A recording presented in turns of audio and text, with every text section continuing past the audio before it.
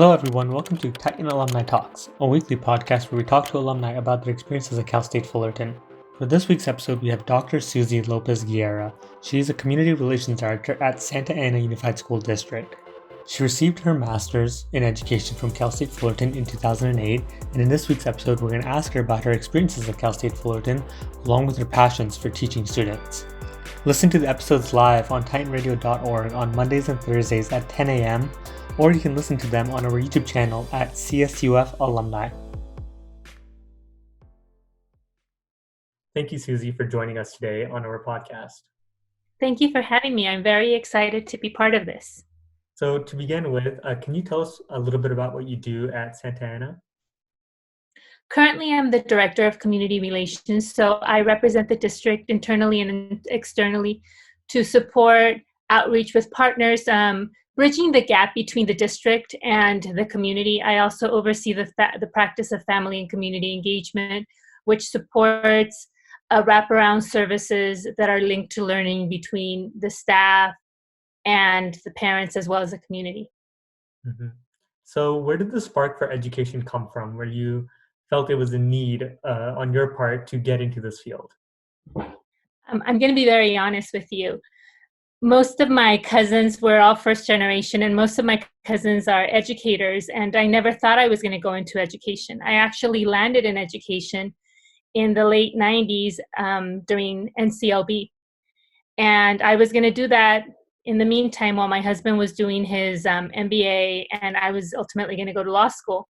And I got into a classroom through the emergency credential, and all of a sudden I fell in love with those little people. And after that, it was never anything that I looked back or questioned, and every day has been something that fills both my professional and my personal bucket. It's been an amazing opportunity to serve my community. Mm-hmm. And this has just been like an interest that you started since you got your bachelor's from UCR in 98. So when you first started college, was this just something that you didn't have any second doubts for? Because I know a lot of students right now, we might feel the need to change a major, or we take a couple classes and we're not sure if it's a good fit for us, but were you just study on it and just knew that it was going to work out? No, I like to think about it as a series of fortunate events. As I mentioned earlier, I'm a first generation Mexican American, and that has a lot of implications culturally, in so many ways, being a female. And one of the things that my parents were very supportive in was ensuring that I had an undergraduate education. So I started as a biomedical student. And once I got into biochem, I decided that that did not suit my needs. Was it So OChem that got you? OChem gets pardon me? Was it organic chemistry that Yeah. kind of okay? OChem was not my friend. I know I had everyone done hates very that. well. I never struggled in school until I met OChem. It's a whole And different thing. right. Yeah. And then I decided to become an English lit major, and communicating that to immigrant parents was quite interesting because they said, well, why do you need to major in English if you already speak it? And conveying that I was going to focus on Elizabethan literature was something that was so far out to anything that they were comfortable with. Nonetheless, their support was unwavering, and they were lockstep with me. And I graduated from UC Riverside with the major in English Lit and a minor in comparative literature for Spanish. So it was not a streamlined effect, I think, as many students feel when they're questioning what they're doing and how they're going to get there.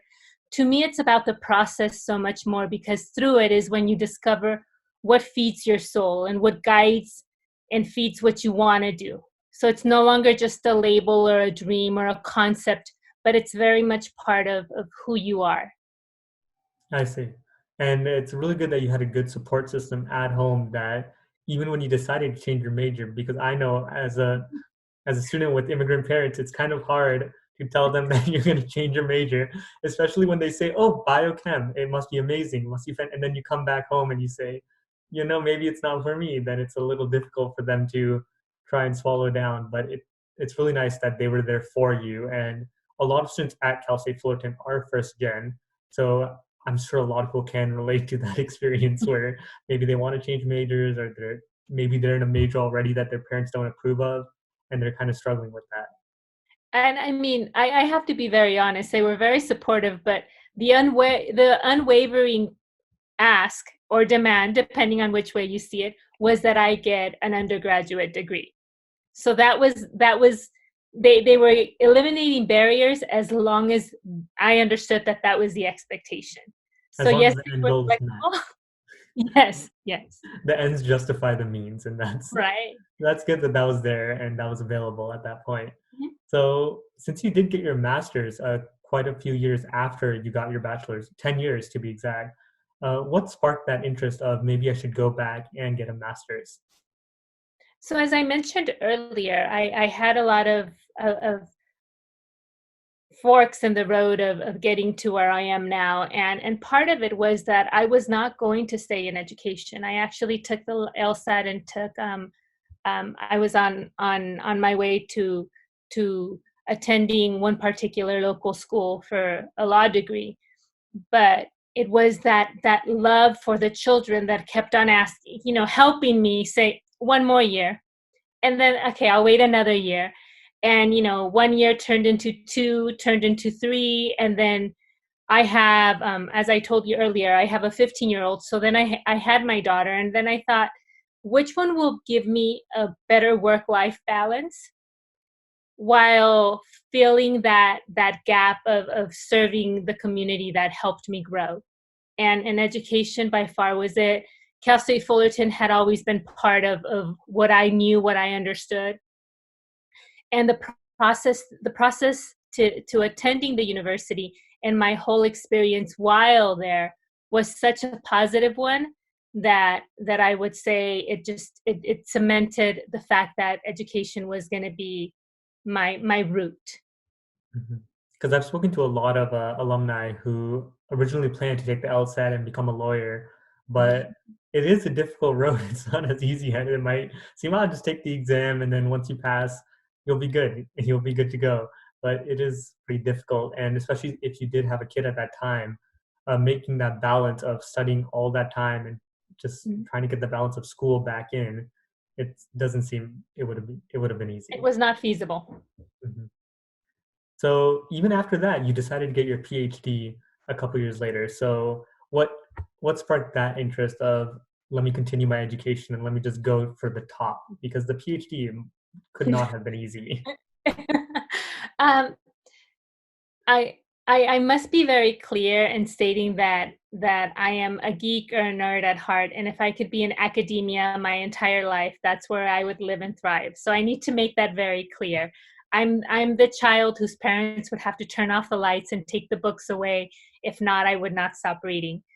Um, so it was a very interesting process, and you're going to see a lot of themes throughout this. But we were discussing research on first generation students and how reflective the teachers in the community that they are in are, and the impact that it has on their social, emotional, and academic backgrounds. So then we started having this conversation, and then it turns out that USC has a phenomenal program in educational leadership focusing on teaching in multicultural settings, and for my sake, literacy development in that course. And I thought, let me get this straight, and I did some research, and it was a phenomenal fit. I went back home. I pulled my husband, who's amazing, and he said, whatever you want. So then I went to my mother, because my dad will support anything. And I said, I want to go back to school again, first generation Mexican American woman. And she says, again? And I said, yes, I think it's the last time. And I tell everyone, I think it's the last time, and I'll tell you shortly why. So during the 3-year process, my mom, my parents took over all the home duties, if you will. So I was working full time. I was going to school full time, and I defended within my timeline. I did all my studies, my research. I cleared everything within everything. But it really does take a village, and I had that. I had that in my parents at every step of the way, and in an amazing supportive husband. So not that you need everything, but I think again, the series of fortunate events have been what has solidified and allowed me to continue moving forward in my educational aspirations. Mhm. So there was that opportunity that was presented to you, and you were able to capitalize on it and turn it into something beyond what they initially wanted with just a bachelor's and just an undergrad, but then you took it two steps forward and just did above and beyond what the expectations were. Definitely. And it So is a blessing. mhm. Pardon me? So why did you mention that it might be your last time going back to school? um, so for law students, if their parents have a law degree, their parents get to hood them, right? I told you earlier that I have a 15-year-old. Mhm. So if she goes to law school, you better believe that I will be hooding my child. So yes, I am a tiger mom, and there's no problem. I'm a lawnmower mom. I'm whatever you want it to be. So that is why. And I might just go just for the sake of the love of learning. Mhm. I see what you mean by that, and it does get a little hard for a lot of students to relate to that, but I surely can. Where give me, I kind of like this whole quarantine thing where I'm at home and it's whatever I want online. I can just learn constantly without much interruptions of okay, I have to commute to school. Okay, I have to work. So I'm kind of fortunate where I could start working from home and also integrate learning into this experience. And everything is a learning experience. A lot of people have more time than they think. And it's just about putting your mind to it and just sitting down and just saying, okay, what can I start with now? And what can I do? Yes, yes, it is, most definitely. And so the experience of going back to school, was it a little difficult being older than your peers when you were getting your master's? Because a lot of students, when they get their master's, they'll be around maybe in their early 20s, let's say like 22, 23, right after their bachelor's. So being a little older than them, was it a bit difficult to integrate? So for education, it tends to be a little bit different because there's so many platforms, right? There's some where you get your undergraduate, then you take a break, and then others where you do your undergraduate and it leads directly to your master's and a teaching credential. The way, because of NCLB, the No Child Left Behind guidelines, there was an onslaught of teachers coming in because there was such a high need. So I did not attend class on campus. It was a cohort that happened in a local neighboring district where the professors would actually come to us. And believe it or not, I was on the lower end of the age trend for that particular group. So it was this confluence of things that happened that you didn't have your traditional master students. I So see. it was different. Mhm.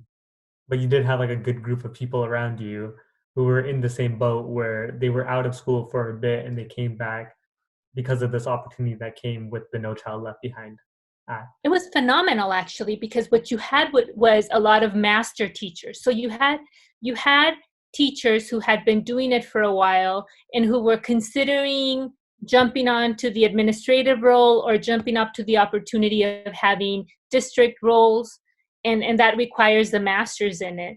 So you had a lot of years of expertise, but you had those who were doing it because intrinsically it was something that fed their soul and not just another step or check off to a degree.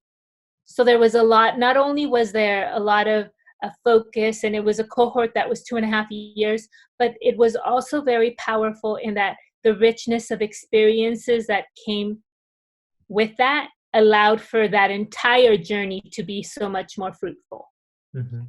I see when like passion is mixed in with learning, then it just exemplifies everything and everything is like exponentially increased with the amount of effort that is put in and the amount of learning that does occur. And that was a case for that particular cohort. Mhm. So I know that right after you graduated with your master's from Cal State Fullerton, you started working back at Santa Ana Unified School District. And I know you have like a huge heritage going back to SAUSD. So can you elaborate on that? Yeah, so as the years go by, I think you discover more things and you have conversations. So it turns out that my family has been in Santa Ana since the 1880s. And I did tell you I was a first generation, Yeah. right? So what happens is during World War II, a lot of the people who were of Mexican descent were welcomed back into Mexico via the American government, if you will, right? And my parents came back to Santa Ana. They married, and I was born and raised here and went through the whole SAUSD educational system. And it's been this wonderful journey to see the shift in the community, the shift in the teaching staff, because when I went to school, there was no one whose language, culture, or background reflected mine. And when I started teaching many, many years later, it was still the case.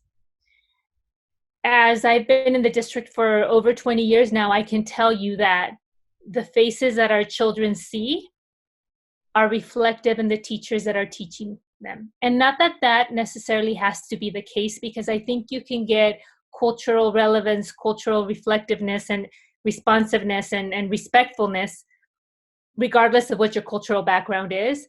But I think that there's an essence of belonging and self-awareness that comes with at least a percentage of the people who you're interacting with, who share some of the values and or understanding of who you are and what assets you bring to that learning community. So for me, being part of that shift personally and professionally, and seeing the impact that it has on students. As we know, cultures are constantly changing because they're a reflection of our social interactions. Santa Ana is not any different from that as a city, and neither are any of our neighboring. So to see I'm not going to call it an evolution, but to see the constant change and the impact that all these different pieces of the puzzle have has been such a wonderful experience for me, because it's guided, fed, and informed my practice as an educator, but it has also filled that personal bucket of seeing the numbers of our students going to four-year universities increase or graduating when that was not traditionally the case. Mm-hmm. And then since you were a bilingual teacher, was there as high of a demand of students who needed a bilingual teacher who could also speak Spanish and English? So I don't know if the word need is the one I would use. I would say in Santa Ana, it has been a choice. You have a lot of the time people feel that Santa Ana is a homogeneous community and it's a monolingual, Spanish primarily community, but it's a multi-generational community. And in that, I mean, there's different generational levels. So you might think that someone's speaking Spanish, but they don't because they're third, fourth generation. So I think there's been a really interesting situation in Santa Ana where there's people who, because whether it was governmental implications, if we're talking about Mendes versus Board, that Spanish was not allowed to be spoken, or whether it was for parents' desire for assimilation or for parents' desire to keep and sustain the culture. I think it's been the combination of all those things that bilingual education has been sought and requested. And it has gone through different swings. There was a time where it was a staggered bilingual immersion, and then dual. Right now what we're doing is the dual immersion, because we're understanding that children do come with a wealth of language that they can build upon.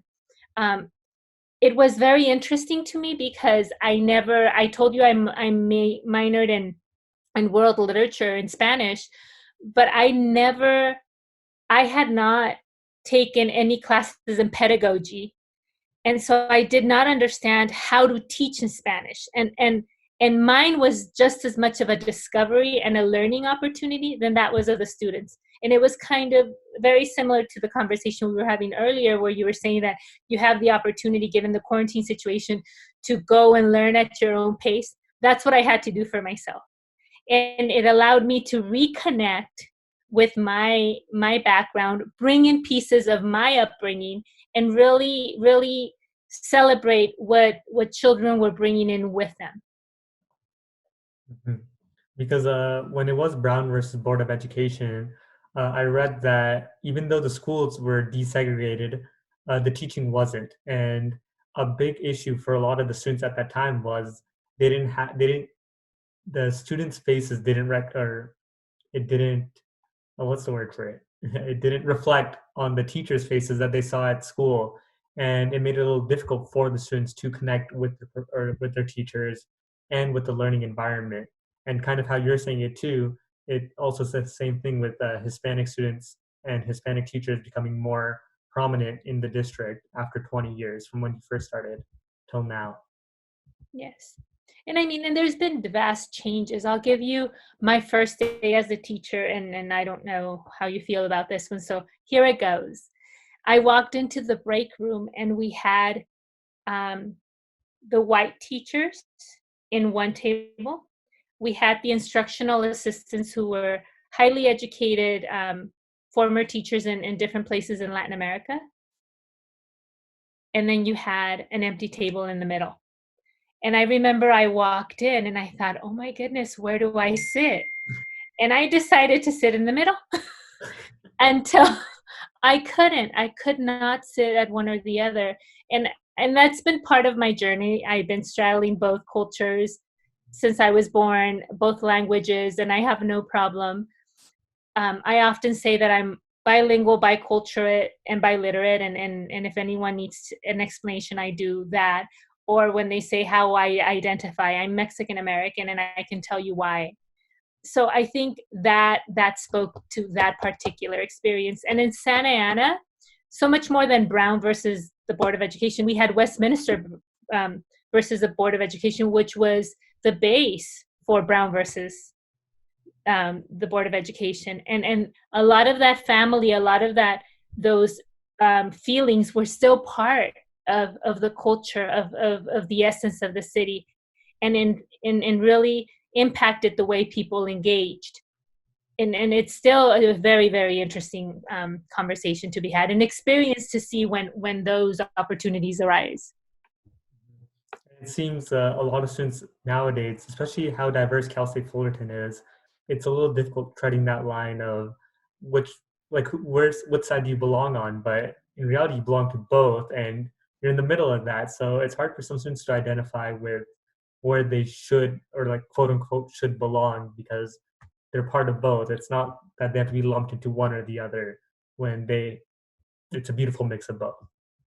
I'm with you. And I think the most important part of it has to be that the choice has to be of the individual, just with everything else. Mm-hmm. Because the minute that we try conforming anyone to any particular guidelines, preconceived beliefs, or biases, then we're imposing ourselves upon them. So I think we decide how we define who we are and what we do, and not whatever social constructs get placed upon us.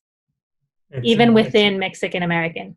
I'm sorry? Oh, and it seems that's the same way where English was like the mandated language in a lot of schools, and we kind of force students to be only taught with that without giving an opportunity to choose between which one feels more comfortable and which one allows them to excel in their work.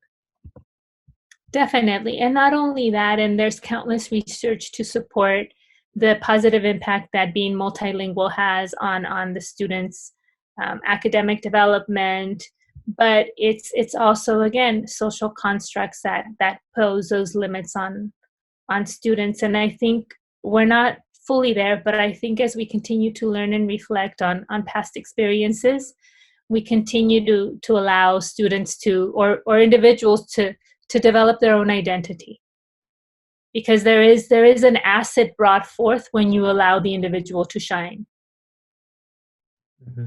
So going back to Cal State Fullerton, the diversity there, what made you choose Cal State Fullerton for your master's instead of like any other school, maybe even UCR since you got your bachelor's there? Cal State Fullerton has one of the strongest schools of education in the nation. So that's very much a big component. But it was always a very comfortable place. It was a place where the professors who I had interacted with professionally were always very welcoming, very well informed. They were masters of their craft. I understood that from not only my research, but my experiences with them as I was a master teacher for different student teachers who were brought forth in my classroom. And once I reviewed the curriculum and the plan for both the master's and the credential, there was no question about it. And the cohort allowed that diversity. It allowed that, the diversity in age, but it also allowed a diversity in gender and a huge diversity in professional backgrounds and cultural backgrounds.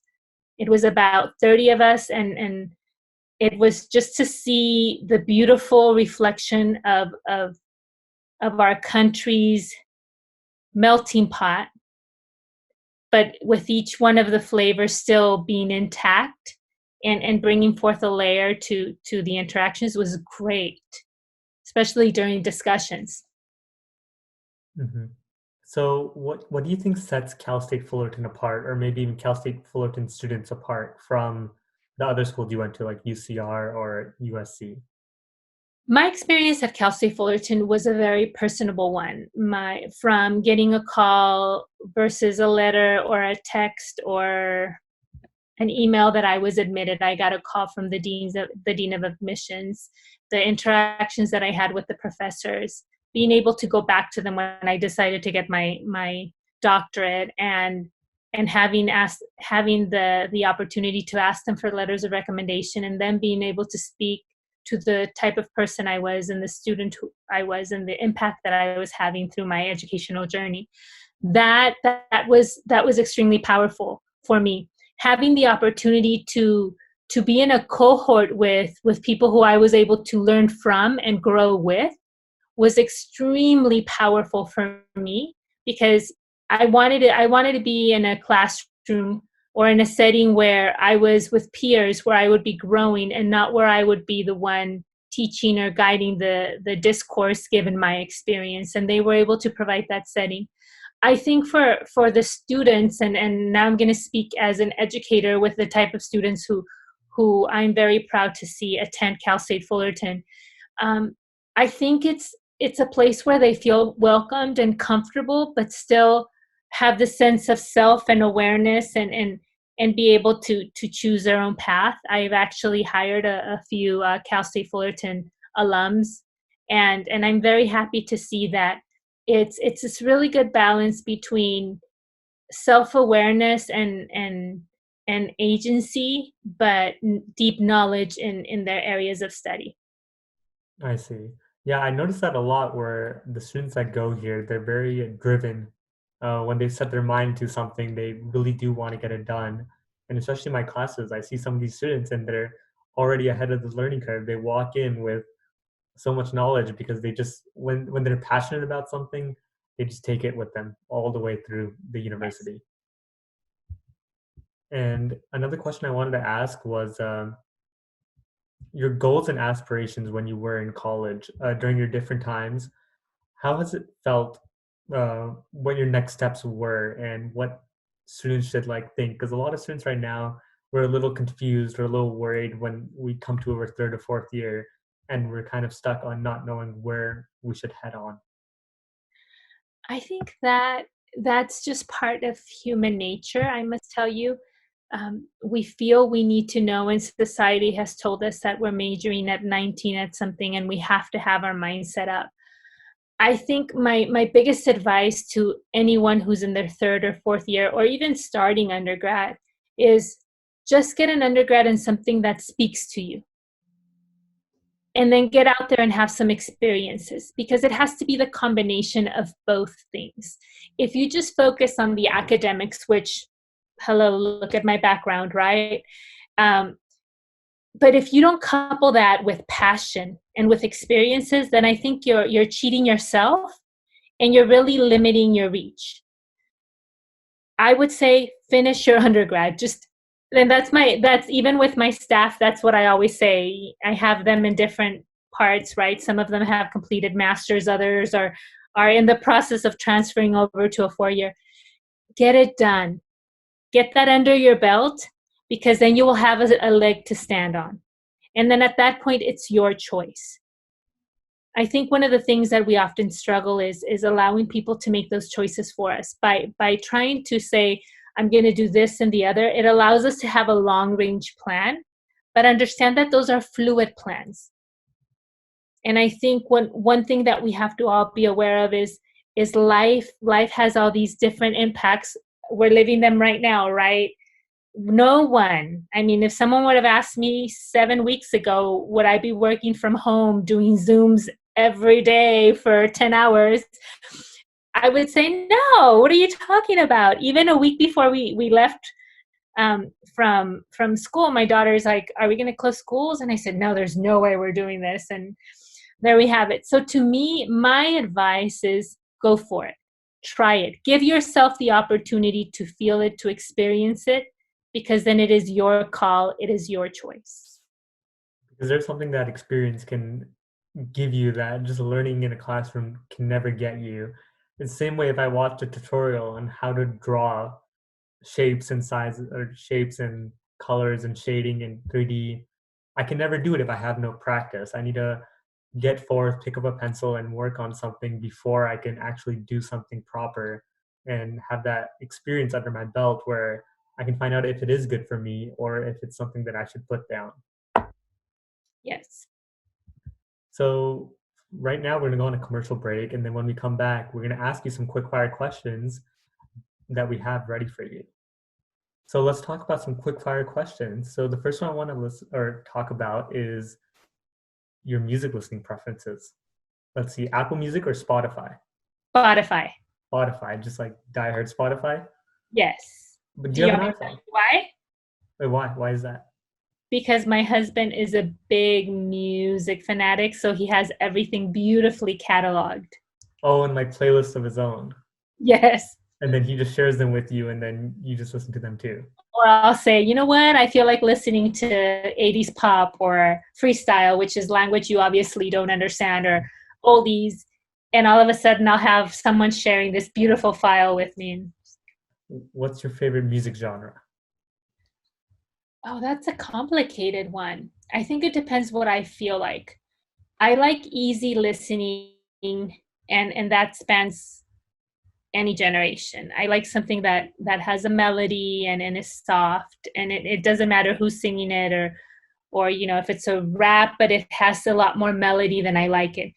I don't like foul language, and I don't like the heavy rhythms because I just feel my head goes.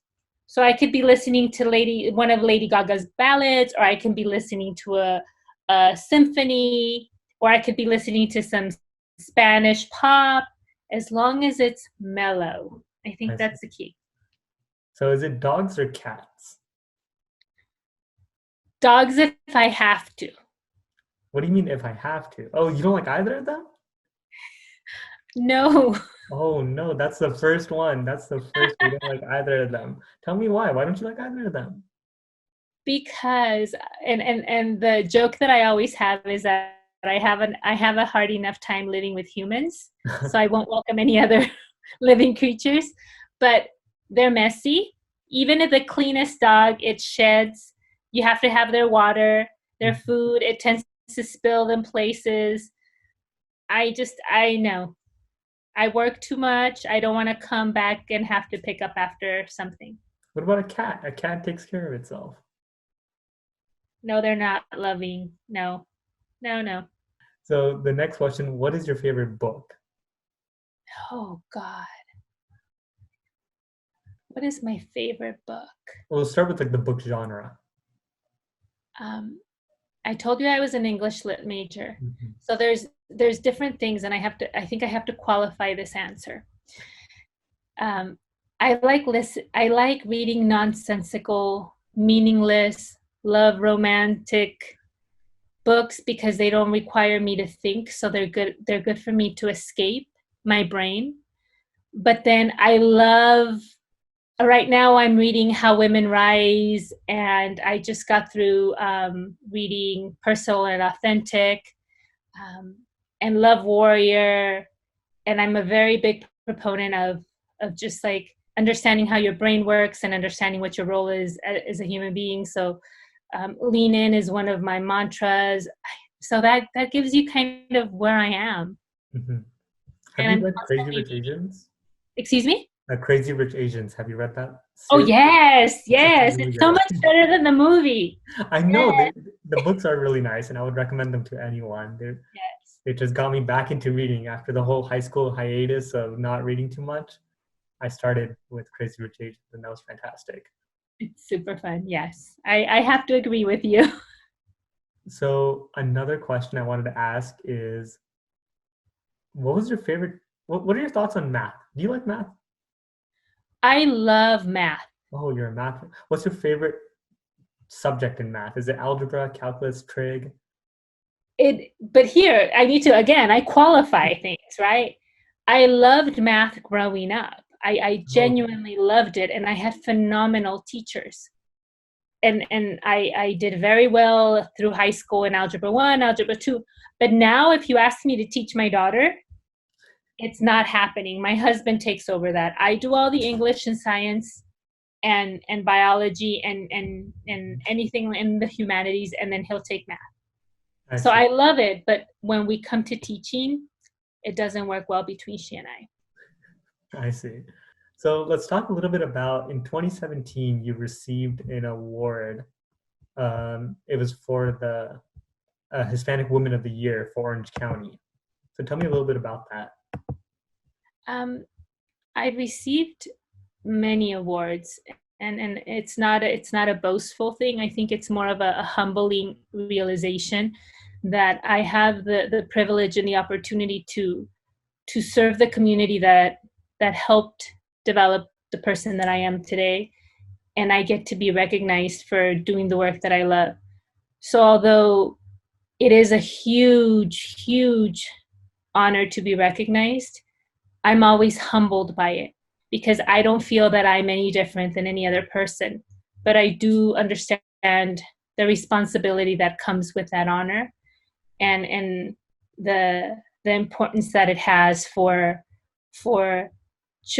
children of color, women of color, um, and it, to me it's a privilege. It's a humbling privilege to be recognized.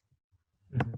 And it makes sense. What other awards what would you say your top awards would be if you were to say your three most favorite ones that you've received?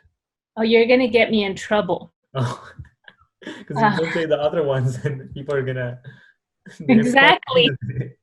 Why don't I start with some of the more recent ones, and that way we don't get ourselves in trouble, Okay. right? I'll give you I think it's the two most recent ones. So the one that right now is kind of on a pause because of this situation is Assembly Member Daley's Woman of the Year. I just received that about 2 months ago. And then I also got the Kiwanis Club Educator Golden Apple Award this last fall. So those two I would say were the most recent ones. Again, I don't understand. I value. I'm humbled, but I really don't see how I'm so different than everyone who I have a privilege of working with. Mhm. It's just taking that opportunity where you do have the time and the ability to make an impact and actually working on that and actually going forward on those steps and making that impact. Yes, and to me, it's part of the passion work that I have, and I would do it all over again. So I will as long as given the opportunity, I think I will continue working on ensuring that I'm supporting my community and servicing those who will benefit from whatever I can offer. Mhm. And one thing I forgot to ask is that you love traveling. So where's your favorite destination to go? If you were to, in this quarantine, let's say, if you were able to just go somewhere right before this happened and just be stuck. I I almost conned my husband into it. We're gonna be celebrating our 20th wedding anniversary in July, and our daughter for her 15th birthday, which was this last January, wanted a trip around the world, and then she settled for Tahiti. So I told him, I said, "You think if we just go to Tahiti and kind of buckle down in one of those overwater bungalows that will be okay?" And he's like, "I don't think so." But Tahiti for me, just the pristine beauty and nature of it is just, I mean, from the lush green landscape to the beautiful waters, and the way you're able to become one with nature, but also be humbled by how powerful and immersive it is. I think that's it. I like beaches, I must tell you. I see. Roatan, which is off the Bay Islands and Honduras. If you've never been, is gorgeous. However, again, I qualify everything I did tell you. I think every single place that I've had the blessing of visiting, and it's been quite a bit, brings a layer of awareness and reflection and beauty into my life. So every place is beautiful if you really take the time to learn and try to experience it. Mm-hmm. And it seems to fit into your whole personality where you just love to learn no matter where it is.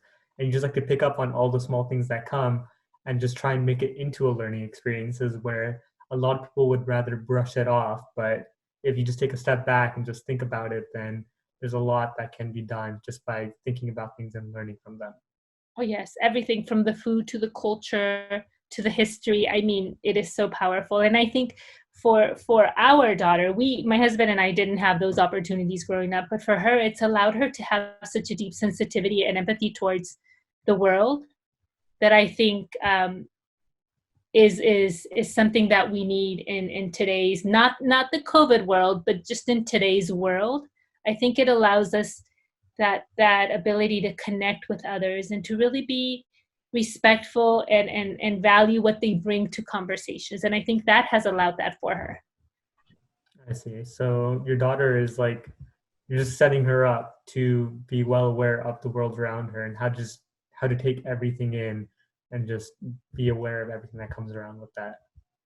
I think that's the plan of most parents. I think that our plan is to make sure that we give them everything that we had, and then everything that, given what we know now, the hindsight perspective, that we give them that, given our abilities and resources. So yes, but at the end of the day, and if we go back to your first question about what I would suggest to any student in third or fourth year, it's follow your heart. That's always what we tell her. Undergraduate is non-negotiable, but follow your heart. Same way your parents just led you with that too. So talking back to Cal State Fullerton students, maybe in particular with education and teaching, is there any advice that you would give to some students who are thinking about going into teaching? Connect with the teacher or teachers who you felt had the longest impact on, or the most impact on you, and see what it was about that experience. Because sometimes when you're there, you say, I loved X teacher, but what about X teacher? Go back, observe his or her classroom if you have that ability. Pick their brain, why they went into education, what has their journey looked like. If they could, tell their first year teacher self something, what would they tell them? What advice would they give them? I would say go back to the community where you grew up. Try to see whether you can volunteer some days. Try to immerse yourself in that environment to see whether it really speaks to you, because a life in education could be in a public school setting, it could be in a charter, it could be in a nonprofit after school program type of setting. There's so many opportunities that I think if you just say, I'm going to teach, which is a phenomenal thing to do, I don't think you're allowing yourself, again, the opportunity to experience the vast offerings that education has. And it might be that you want to be a research expert in content, so that means you just continue through your master's and your doctorate, and that's your pathway. So go back and connect. I see. That's really great advice for a lot of students, because a lot of times if you tell a student who is trying to become a doctor or maybe a scientist or a physicist, it's hard to get those people into their lives to maybe shadow or maybe to follow behind. But with teaching, we've done it for so many years where we've seen different teachers just in our lives constantly. And it goes back to that, take a step back, reflect, and see what they did differently, or maybe see the pros and cons of different teachers and see where you would fit into that landscape.